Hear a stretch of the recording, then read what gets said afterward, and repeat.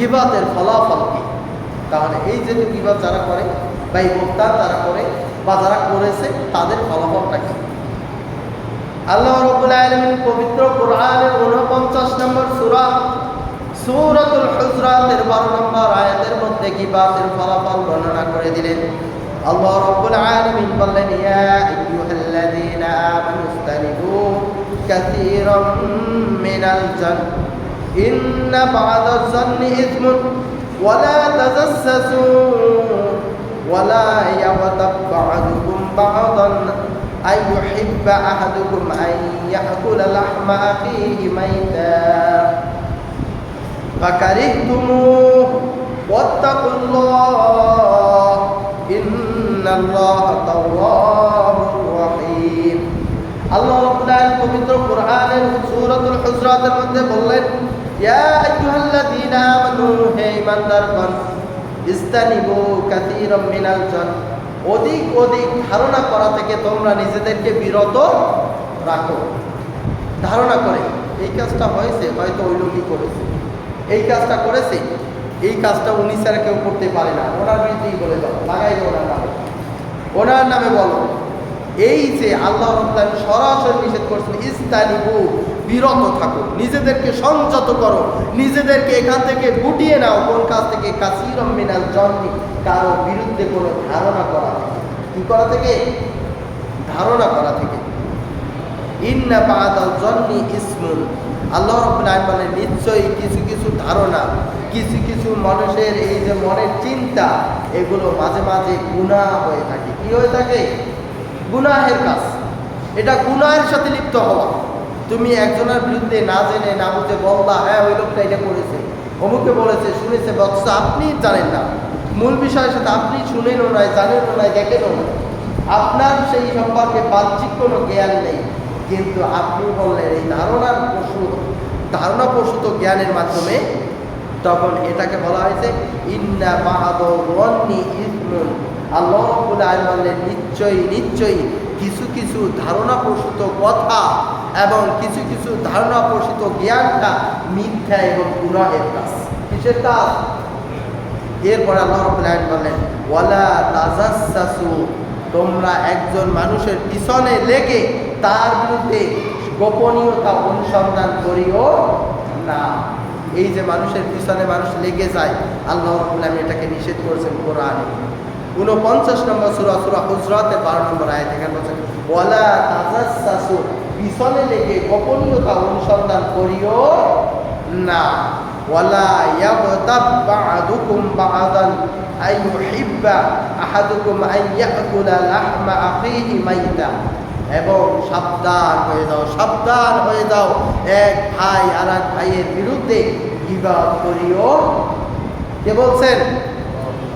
আল্লাহ রাব্বুল আলামিন, ওয়ালা ইয়াগতাব, তোমরা গীবত করিও না, বা'দুকুম বা'দান, তোমরা এক ভাই আর এক ভাইয়ের বিরুদ্ধে কোনো গীবত করে না, গীবতের সাথে লিপ্ত হয় না।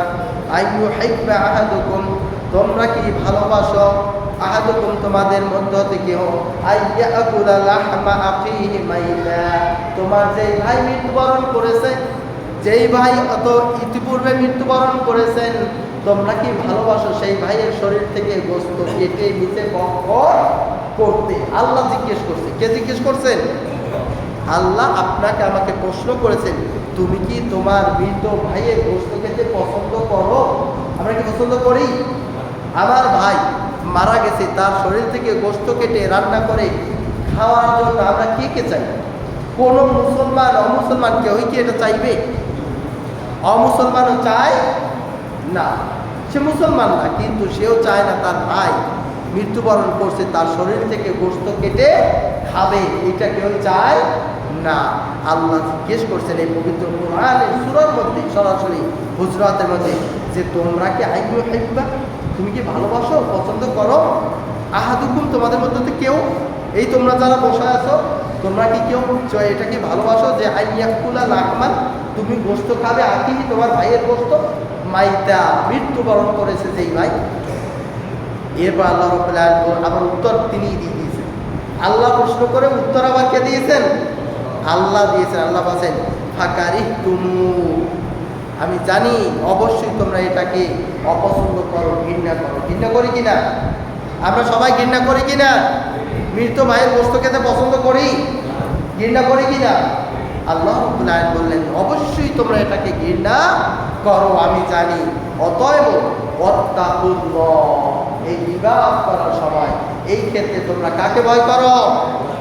ভয় করতে হবে কাকে? গীবাত করার সময় ভয় করতে হবে কাকে?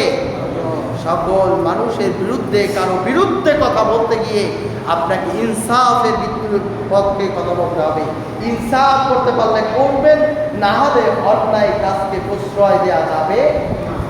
কারো উপকার করতে না পারে, কারো অপকার করা যাবে না। পারলে উপকার করব, না পারলে করব না, কিন্তু অপকার করব তাহলেও মোটামুটি মুসলমান হতে পারবো। মুসলমান মুমিন হওয়ার অন্যতম শর্ত হলো মুমিন মুমিনের পাশে দাঁড়াবে, মুমিন মুমিনকে সহযোগিতা করবে। এটা আমাদের ঈমানি দায়িত্ব। যদি তাও না পারি তাহলে অন্তত ক্ষতি করব না। এই জন্য আল্লাহ রাব্বুল আলামিন ওয়াত্তাকুল্লাহ, নিশ্চয়ই তোমরা আল্লাহ রাব্বুল আলামিনকে ভয় করো। ইন্নাল্লাহা তাওয়াবুর রাহিম। আল্লাহ রাব্বুল আলামিন বললেন তোমরা যদি ইতিপূর্বে এই কথা শোনার আগে যদি এই কাজের সাথে লিপ্ত হও, ইতিপূর্বে যদি কারো বিরুদ্ধে এভাবে কোনো কাজ করে থাকো, কারো বিরুদ্ধে গীবত দিয়ে থাকো, কারো বিরুদ্ধে মিথ্যা সাক্ষী দিয়ে থাকো, যেই কাজগুলো সে করে নাই, যেই কাজের সাথে সে লিপ্ত হয় নাই, এই ধরনের অন্যায়ের সাথে যদি লিপ্ত হয়ে থাকো, তাওয়াবুর রহিম, আল্লাহর কাছে তওবা করো। তওবা করতে হবে কার কাছে? আল্লাহর কাছে তওবা করো। কেননা রহিমুন, তিনি অত্যন্ত দয়ালু। তিনি কি? অত্যন্ত দয়ালু। অতএব যদি করে থাকো, গীবত করে থাকো, শিকায়াত করে থাকো মানুষের বিরুদ্ধে, তাহলে তওবা করো। আল্লাহ এটাই বলেন আল্লাহ তাওয়াবুর রহিম। তুমি এই কাজ করে থাকো, তাহলে তওবা করতে হবে কার কাছে? আল্লাহর কাছে, কেননা তিনি দয়ালু।